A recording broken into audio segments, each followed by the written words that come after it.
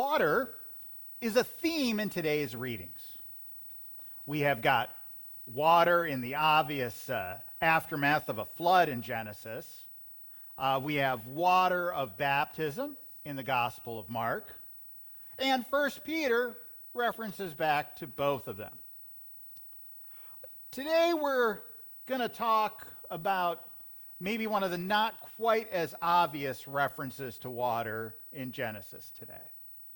So, a rainbow is the result of light and water. And if you were watching the slideshow before, you actually saw the mathematical equation for a rainbow. Okay? You won't be tested. Do not worry. Okay? All we need to know is that we need light and we need some water suspended in the air to make a rainbow. And it's that rainbow that is going to be the subject of what we're going to start talking about. In our reading from Genesis, we have God using a rainbow as a symbol. So, how did we get here? God's talking to Noah and Noah's sons. And God's giving a new proclamation to Noah. Noah, the representative of essentially creation 2.0.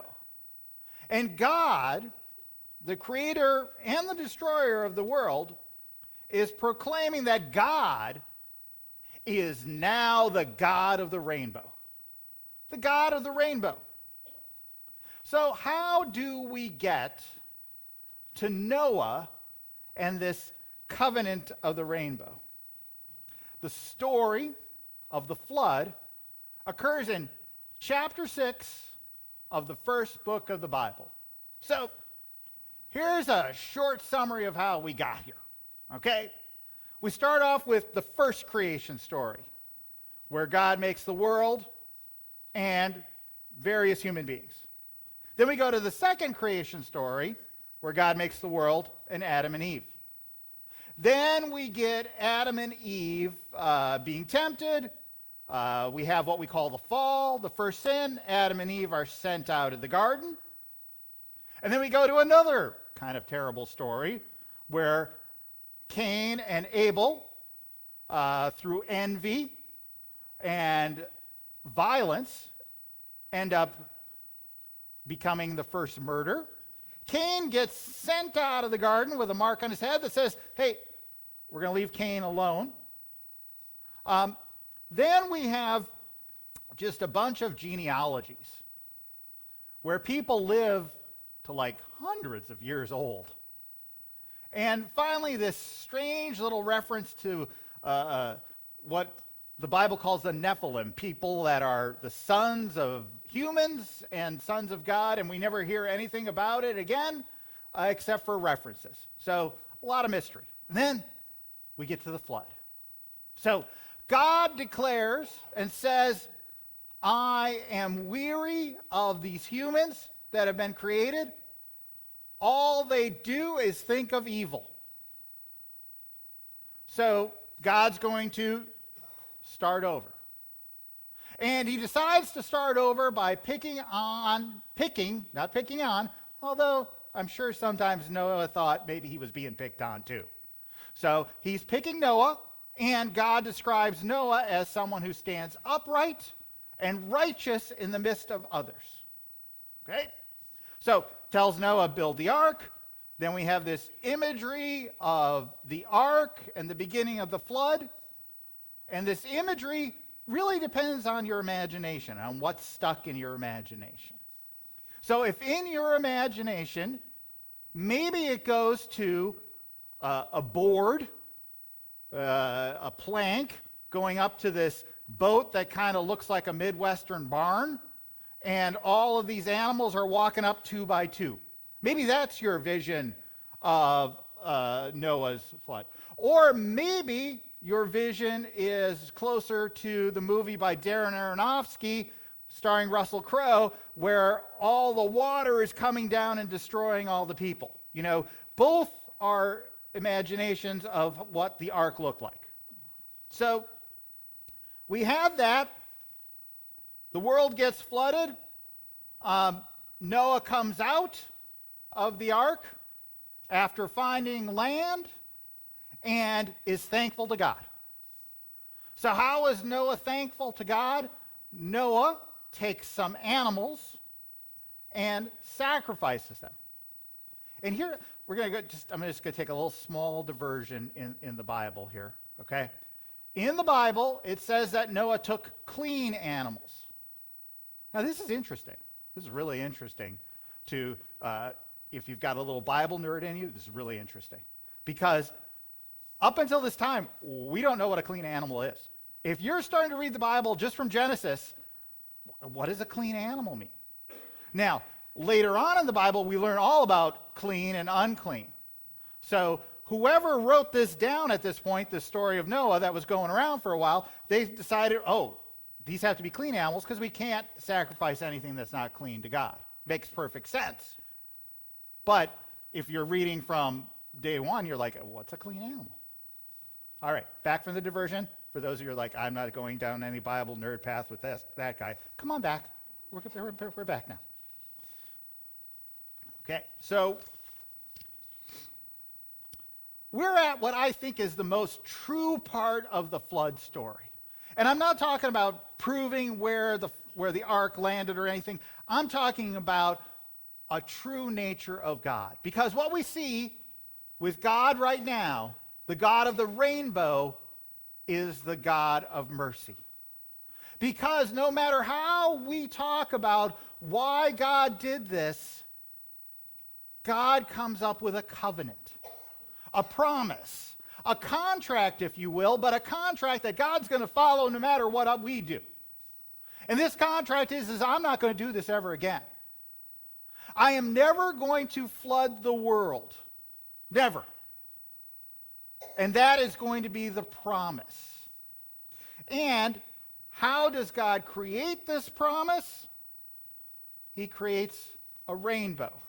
And he says something that we think is kind of strange, is that every time you see the rainbow, that's going to be a sign of the covenant.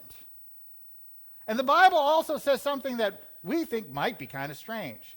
God says, every time we see the rainbow, I am going to remember my covenant with you. We are going to remember, and God is going to remember. Now, maybe in modern ears, that seems kind of strange. Because does God need to remember?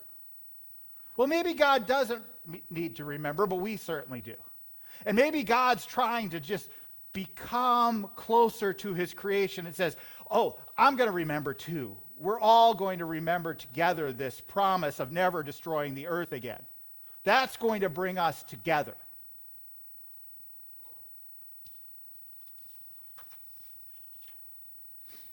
So, God's response to this flood is mercy. God's response is to never having this flood happen again. God's mercy is the final answer to this story of devastation. God's mercy is the final answer to many stories in the Bible.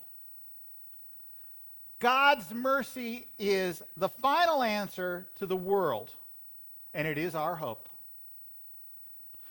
God's mercy really is the only answer that matters. This brings us to the reading from 1 Peter, where the author is linking together Christ and the resurrection and our baptism. The mercy of the God in the salvation of the world through Jesus Christ is on right here. It is the story of Mark. It is the story that 1 Peter is going back to. It is our salvation, and we share in that salvation in baptism. Jesus was affirmed by the Father, where the Father said, "This is my Son, my beloved." The Spirit came. Jesus went out into temptation and survived that temptation. Mark doesn't tell us a lot about it, but he said Jesus went out, came back. We are strengthened by the power of God in Jesus. Just like the rainbow is a subject of God's mercy, is a symbol of God's mercy, so is our baptism. It's a symbol of our salvation through God's mercy through Jesus Christ. Baptism is a symbol of hope that we rest our soul, that we rest our lives in. The water was turned from flood to promise with the rainbow. And that water is the basis and the symbol of our baptism. We live the promise of baptism as we do our best. As we do our best to follow the example and teaching of Christ. We live the promise of baptism when we forgive and live in forgiveness and grace. As we come to the end of today's message, I would like to spend some time invoking our theological imagination a little bit, to consider a rather obscure verse in our reading from 1 Peter. Okay? In verse 19, the author writing about Jesus made alive in the Spirit and the people of the time of Noah, he's bringing those two things together. He says, he, Jesus, went and made a proclamation to the spirits in prison. Okay? Doesn't really explain a lot about it. Now, some Bible scholars, what they think is happening here is the author of 1 Peter is telling us that Jesus went to the people that were destroyed by the flood. And he preached to those people in prison the good news, the salvation, the good news that only Jesus has. Imagine what that means about the mercy of God. Imagine what that means about the boundlessness of God's mercy. It means that we can all have new starts. Even though our environment may be familiar, we can start anew, just like Noah did. All of us can have starts in this world and also a new start in the next world. None. No one. Not even our worst enemy. The ones that we see as irredeemable are beyond God's mercy and redemption. We are all children of God that are redeemable. As we close today, I urge you to remember your baptism. To live in the mercy and forgiveness of God. To live the forgiveness and grace of God not only by accepting forgiveness, but by sharing the forgiveness and grace with those you love. But also, and maybe this is the most important, by sharing the forgiveness and grace with those you cannot even like, no matter how hard you try. Because forgiveness and grace is available and abundant for all.